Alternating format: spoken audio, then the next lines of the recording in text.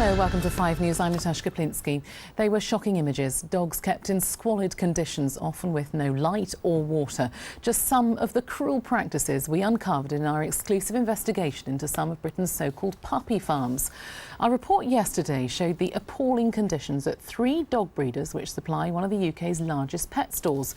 It prompted an enormous response. Hundreds of you emailed us with your concerns, and in the last few hours, our findings have led to an amazing U-turn from the store.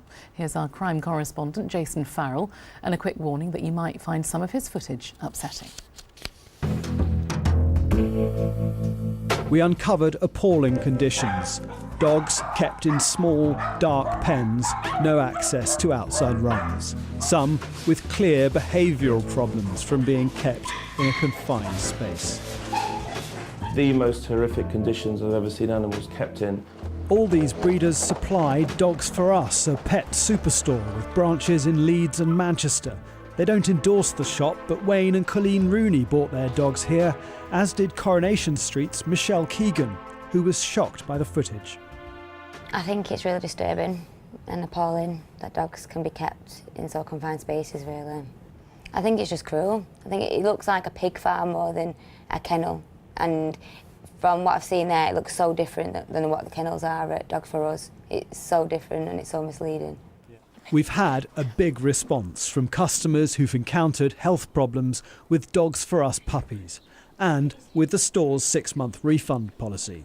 They told me to bring her back for a refund, like I'd bought a TV. When we went to them telling them that she needed this and this treatment, they said that it wasn't cost effective and it had cost more than the dog's worth. Bring her back. The store has stressed that all their dogs are checked by an on-site vet and their suppliers licensed and monitored by the local authority. And after we handed our footage to Carmarthenshire Council, those licences remain. So why is this being allowed to continue? Well, despite our best efforts, Carmarthenshire Council have decided not to give us an interview. But in a statement they said, Carmarthenshire County Council would like to thank Channel 5 News for the information you have supplied. Officers will discuss those scenes affecting premises in Carmarthenshire with the persons responsible.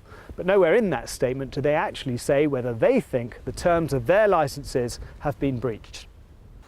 After inspecting the farms, they added no offences were noted, although cleaning and repairs were required.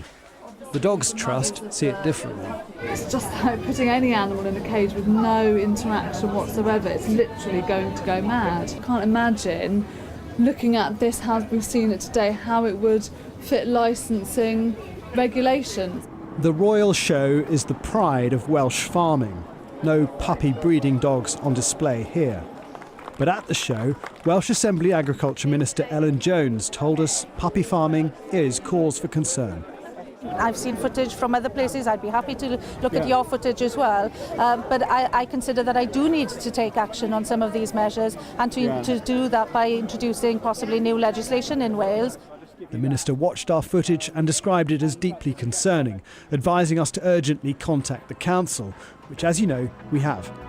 But despite public outrage, there appears to be little urgency for the authorities to deal with a problem that is now staring them in the face.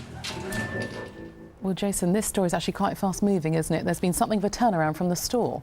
That's right. Yesterday their statement was very defensive. This afternoon they faxed through another statement saying, we found it appalling to watch these puppies subject to these conditions and can assure the public that we will not purchase or wish to be associated with breeders who are seen to contravene the terms of their local authorities' licensing procedures. And they say they won't be getting supplies from these stores. We've had a massive response from the public, too many to read out. The RSPCA have also been in touch saying they're concerned and they want to see all of our footage. The only people who don't seem to be showing deep concern are the people who have the power to grant the licences.